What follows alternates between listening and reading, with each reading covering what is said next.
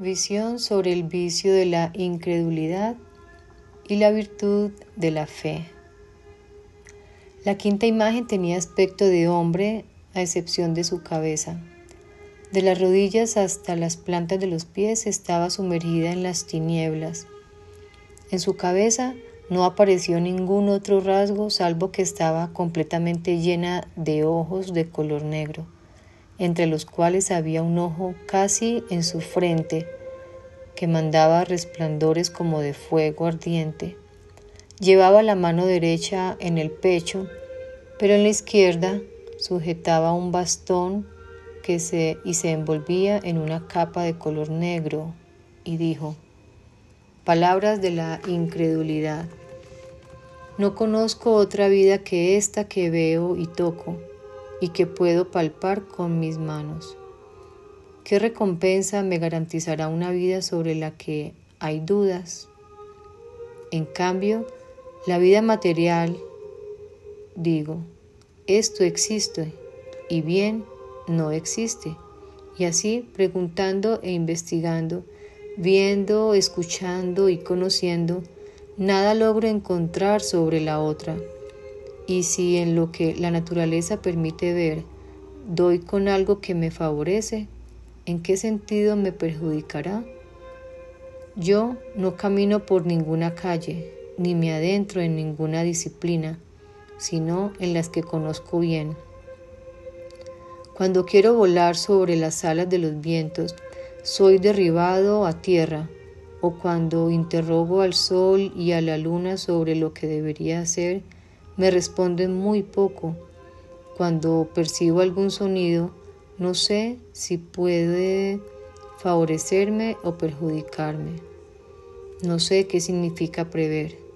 Nada conozco, sino lo que veo. También me llegan a los oídos muchos rumores, discursos y doctrinas que no conozco. Por tanto, haré lo que me sea más útil. Respuesta de la fe. Y de nuevo oí una voz de la nube tempestuosa que he descrito, que dio respuesta a esta imagen. Oh tú, ser infame, eres el engaño del diablo, que en su pecho niega todo lo que es justo. Por eso te muestras como un pecho. En efecto, los pensamientos que tramas tienden hacia el diablo, que está a tu derecha. Por ese motivo, tus ojos son tan negros que no puedes ver la vía de salvación que lleva al cielo y que te derrota. A ti que eres la noche, como a la derecha, se abate sobre la izquierda. La derecha en efecto te derriba y es gloriosa en su ascensión, ya que la ciencia del mal es como la criada de la ciencia del bien. Esta, en efecto, no quiere servir junto a la sierva, del mismo modo que la dueña no realiza las humildes tareas de la criada, y por esto tiene nombre glorioso, puesto que es llamada dueña. Tú estás condenada, atraes sobre ti la sentencia de condena, ya que rehuyes todo lo fúlgido que hay en la fe.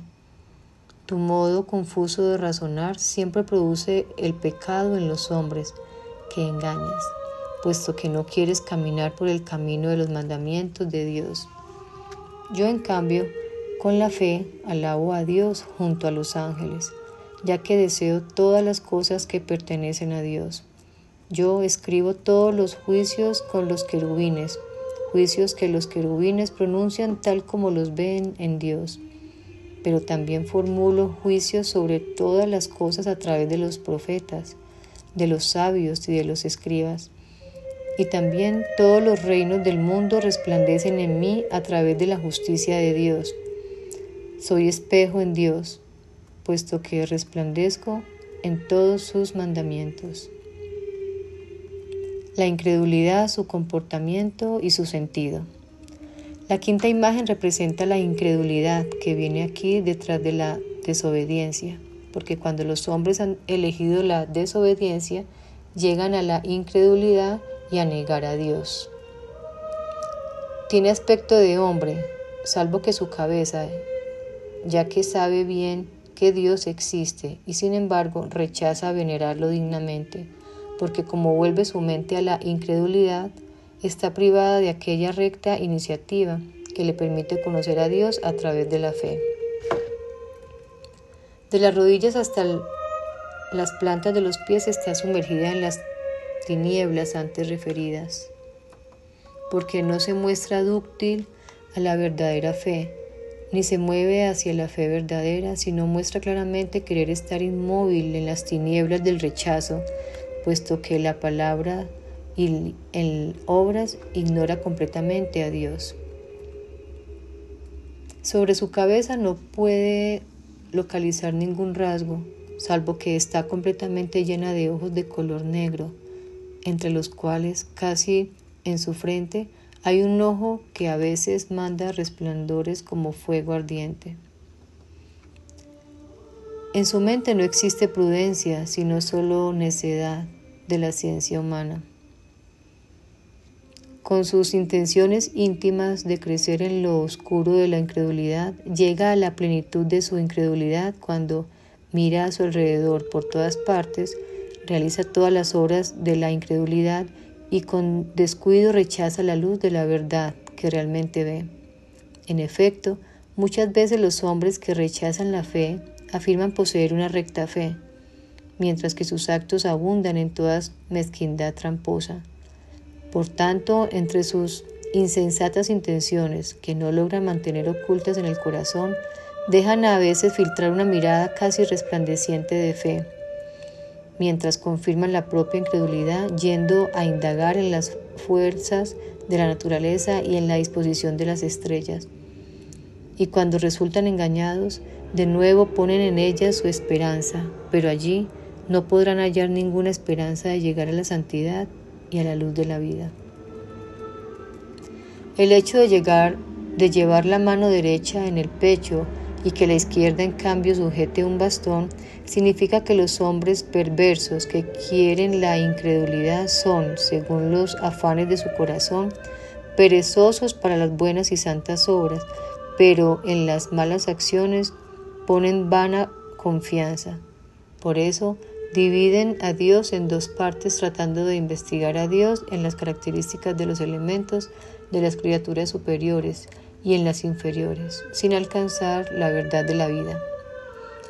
Esta imagen se envuelve en una capa de color negro, porque se defiende con el engaño de las tinieblas de las artes diabólicas, más que para intentar conseguir la vida beata, tal como enseña exactamente con sus palabras en su discurso anterior. La refuta la fe, que advierte a los hombres que deben evitar la incredulidad para alcanzar a Dios en el espejo de la pureza. A ellos también les exhorta del mismo modo el apóstol San Pablo, que ha escrito. Palabras de Pablo sobre este tema. Acerquémonos con corazón sincero, en plenitud de la fe, purificando el corazón de la mala conciencia y lavado el cuerpo con agua pura. Mantengámonos firmes la confesión de nuestra esperanza, pues fiel es el autor de la promesa. El sentido de estas palabras es el siguiente. Por la admonición del Espíritu Santo nos acercamos a la suprema santidad con corazón sincero. Empezamos las buenas acciones con paz y las acabamos con piedad, puesto que la caridad fraterna y la piedad arden en la paz, imitando a Dios en todo lo que es necesario para el hombre, y así en la pura y simple perfección de la verdadera fe de nuestro corazón, y no en la malvada doblez con el que el hombre elige una cosa y rechaza otra a su capricho, y purificado el corazón rociado con las Escrituras, rechazamos en nosotros la conciencia que siempre nos induce al mal, e investigamos en las palabras únicas de las Escrituras quién es Dios y cuáles son sus obras. Purifiquemos de este modo en nosotros la conciencia, oscurecida con escamas de muerte por la caída de Adán, que muchas veces rechaza la verdadera fe y sus obras, pero estos sentimientos no son puros en nosotros, a menos que nuestros pecados hayan sido lavados de modo que nuestros cuerpos sean visiblemente cubiertos con el agua del bautismo, que el Espíritu Santo vivifica y purifica invisiblemente, para lavar con ella la suciedad de los pecados del alma, y que la miserable naturaleza de la carne encuentre alivio en su inmunda suciedad. Cuando esto haya sucedido, debemos también mantener la fe firme y confesar sinceramente la esperanza que abiertamente hemos profesado en el bautismo, proclamando nuestra fe en Dios y renegando del diablo. Hagamos estas cosas de modo que la fe no se aparte de nosotros por ninguna seducción de las artes diabólicas, sino que se mantenga inviolada, bien arraigada y bien reforzada, porque en el baño de regeneración hemos sido señalados de este modo, ya que la verdadera justicia nos llama hijos de Dios. En efecto, Dios es el fiel en cada don y en cada obra dará a sus fieles y a los que creen en Él la recompensa prometida de la herencia bendita. Con esta plenitud de la fe recibirán el premio seguro y eterno del mismo Hijo verdadero de Dios, realmente encarnado en la plenitud de los tiempos. La incredulidad. Después de esto vi otros espíritus malignos en la muchedumbre que mencioné antes, que proclamaban a grandes voces: también Dios tendrá un fin y le sucederá otro. Estos espíritus sugieren a los hombres la incredulidad y los impulsan a no confiar en Dios. Penas de purificación de las almas de los que cuando vivían pecaron de incredulidad y razón del castigo. Y vi un gran fuego circundando por desmesuradas tinieblas, bajo el que había un charco de barro maloliente, de extraordinaria anchura, longitud y profundidad. Gusanos de formas horribles corrían tanto alrededor del fuego como del barro. En estos tormentos estaban las almas de los que no confiaron en Dios en vida y no le tuvieron en cuenta para nada, como si fuera un ídolo. Ardieron en el fuego por su maldad, fueron rodeados por las tinieblas de la incredulidad, por la que no quisieron mirar a Dios, y fueron ensuciadas por el barro, por la incredulidad con que transformaron cada justa alegría de las criaturas de Dios en falsedad y dolor. Tuvieron que soportar el tormento de los gusanos por haberse obstinado en no tener esperanza en Dios. Y vi y entendí esto. ¿De qué modo los hombres haciendo penitencia pueden borrar en ellos el pecado que contrajeron por la incredulidad? Y de nuevo de la luz viviente oí una voz que me dijo: estas cosas que ves son verdaderas. Los hombres que se consumen en la incredulidad para vencer a los espíritus que se lo sugieren y para sustraerse a estos tormentos, deben castigarse con ayunos y azotes y hacer oraciones arrodillados hasta que la fuerza divina aleje de ellos los hechos y las palabras de la incredulidad.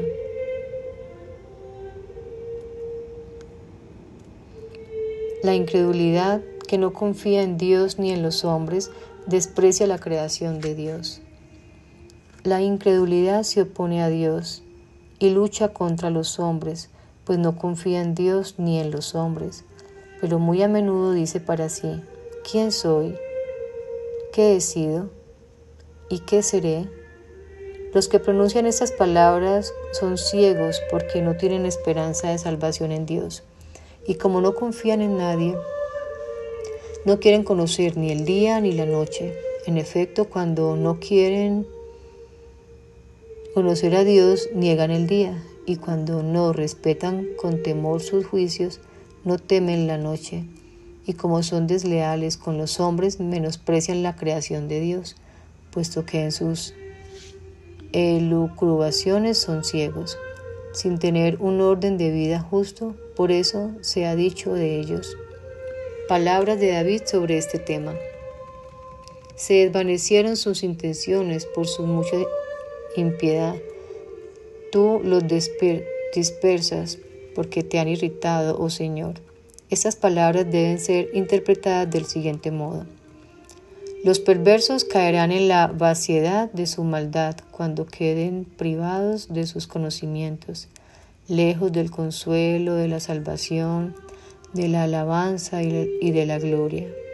Por tanto, que impartes justamente todos los castigos, según el peso de su impiedad, que es mucha, dispersa a los que irritándote te rechazaron. En efecto, grande es la impiedad en aquellos hombres que desdeñan saber y hacer justamente lo que podrían saber y hacer felizmente, pero se vuelven a asuntos de todo género que nada tiene que ver con ellos, especialmente porque ni los ven ni los conocen, sino que los valoran como algo más de lo que son. Esta impiedad es también del tipo de incredulidad que constituye y dispone cada cosa casi como si fuera su creadora, y está llena de odio porque siempre se fija en lo que no la concierne, por lo cual los que se dejan implicar en la tal impiedad no son nada, porque irritando a Dios son reducidos a la nada. Rechazan la gloria de Dios y el gozo que está en Dios, y no veneran a Dios, lo mismo que un hombre que no tributa honor a su enemigo. Las almas buenas que quieren a Dios huyan de las obras de la incredulidad y únanse a Dios manteniendo la fe con buenas obras, puesto que prefieren estar con Él que con el diablo. Esto se ha dicho sobre la purificación y sobre la salvación de las almas de los penitentes, y es digno de fe. Quien tiene fe lo considera cuidadosamente y lo recuerda para actuar el bien.